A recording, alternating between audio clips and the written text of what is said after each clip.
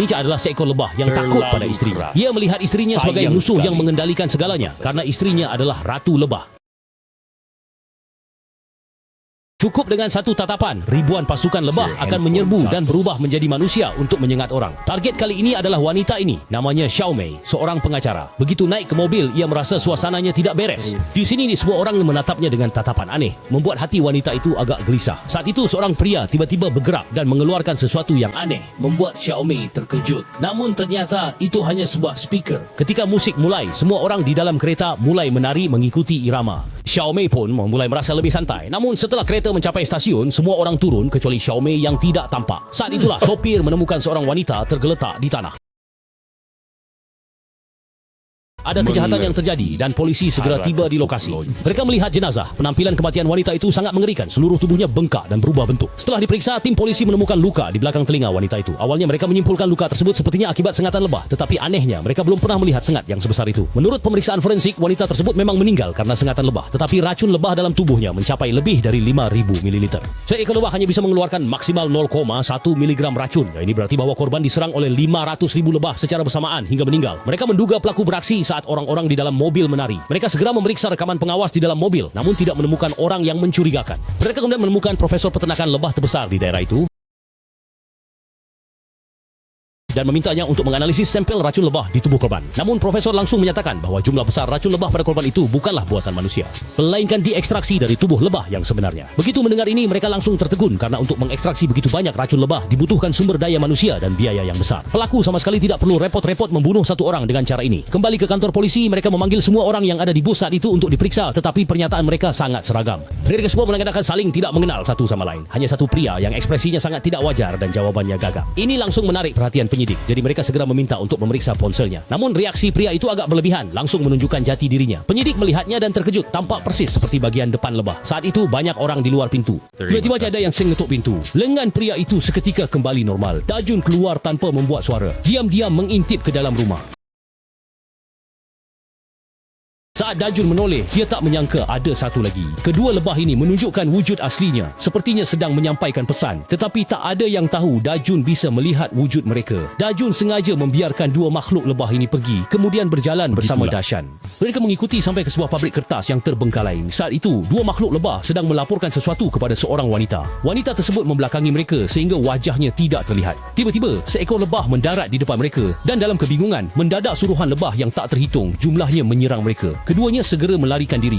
Dalam kebanikan, sekerusi orang itu berlari masuk ke dalam sebuah ruangan. Di luar, lebah-lebah berkerumun rapat, hampir menyerbu kaca template itu.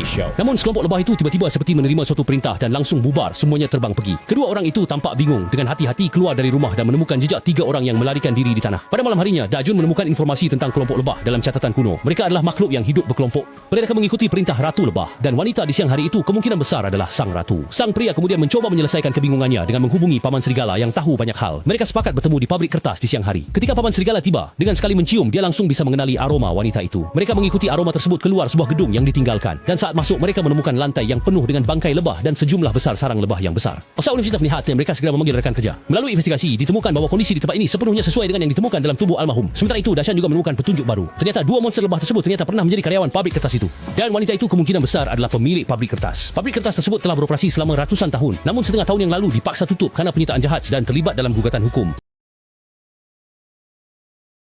Korban sebelumnya adalah salah satu pengacara dari pihak lawan. Keduanya menduga ini mungkin adalah aksi balas dendam pemilik pabrik kertas. Saat itu, seorang polisi tiba-tiba datang membawa berita bahwa telah terjadi pembunuhan lain di tempat lain. Keduanya segera bergegas ke lokasi dan mendapati bahwa korban juga tewas karena racun angin dengan tubuh yang membengkak parah seperti korban sebelumnya. Yang lebih menarik, wanita ini juga seorang pengacara yang terlibat dalam kasus akuisisi pabrik kertas beberapa tahun yang lalu. Dulu ada 3 pengacara yang terlibat. Secara garis besar, dia seorang pengacara, dia seorang pengacara, dia seorang pengacara. Dajun segera mencari orang untuk menghubungi pengacara terakhir, Xiao Xue, karena dia menduga bahwa korban berikutnya kemungkinan besar adalah dia. Kepala polisi juga memerintahkan untuk melindunginya. Namun saat Dajun bertemu dengan wanita itu, dia terkejut karena dia pernah melihat wanita ini sebelumnya.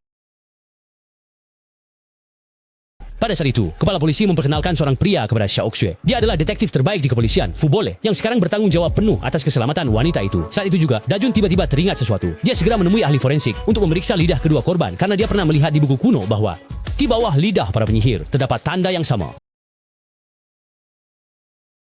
ketika Dajun melihat tanda pada lidah dua korban. Ternyata sesuai dengan dugaannya, kedua korban pertama memang penyihir. Dilihat dari cara ini, kasus akuisisi pabrik kertas setengah tahun yang lalu mungkin adalah perseteruan ras antara para penyihir dan manusia lebah. Dan mereka memang adalah musuh bebuyutan selama bertahun-tahun. Dajun mencoba untuk mengungkapkan. Menemui wanita itu, mereka langsung mengungkapkan kebenaran. Namun wanita tersebut terus berpura-pura bodoh sehingga tidak berhasil mendapatkan informasi apapun. Namun Dahan memiliki ide berani karena Xiao Shui adalah target berikutnya. Maka mereka memutuskan untuk menggunakannya sebagai umpan untuk memancing pelaku. Jadi mereka mengantarnya pulang ke rumahnya dan menunggu pelaku muncul. Tak disangka begitu wanita itu sampai di rumah, semuanya berubah menjadi kacau. Hanya dengan C1 tatapan matanya, jutaan lebah keluar berbondong-bondong dari mobil dan langsung menyerang rumah wanita itu. Dashan melihat lebah yang menutupi langit di luar, terkejut. Dia segera mengambil handuk untuk mengusir lebah-lebah. Dajun mendengar suara berisik dan segera berlari ke arah suara tersebut. Saat keduanya berusaha menutup jendela bersama-sama, lebah-lebah tersebut malah tiba-tiba pergi lagi. Ketika mereka kembali ke ruang tamu, Xiao Shui sudah tidak terlihat, hanya penuh dengan lebah. Mereka menduga wanita itu pasti lari karena ketakutan. Jadi mereka berpisah untuk mencarinya. Dajun pergi ke ruang bawah tanah, tempat yang penuh dengan lebah. Sementara itu, Fang He dan Xiao Shui sudah bertarung. Fang He ingin membunuhnya dengan jarum bambu dan keduanya menunjukkan wujud asli mereka. Dajun mencoba maju untuk menghentikan, tetapi terhalang oleh dinding angin dan lebah-lebah itu tidak menyerang Dajun. Melihat Xiao Shui hampir ditusuk oleh Fang He, orang itu dengan tegas menarik pelatuk. Dia datang untukmu. Siapa? Waspada. Sudah dekat. Setelah selesai berbicara, Feng Ho jatuh ke tanah dan tidak bergerak. Semua lebah pun seketika jatuh seperti hujan. Kata-kata Feng Ho membuat pria itu termenung. Dia adalah keturunan keluarga Green yang memiliki kemampuan yang tidak dimiliki orang biasa dan sekaligus seorang Fall Polar sebagai penegak hukum di dua dunia. Hari-hari itu membantu seorang penyihir membunuh Feng Ho. Dia tidak tahu apakah itu benar atau salah dan malam ini juga dipastikan menjadi malam tanpa tidur. Namun saat dia hendak menutup jendela, seekor lebah hinggap di tangannya.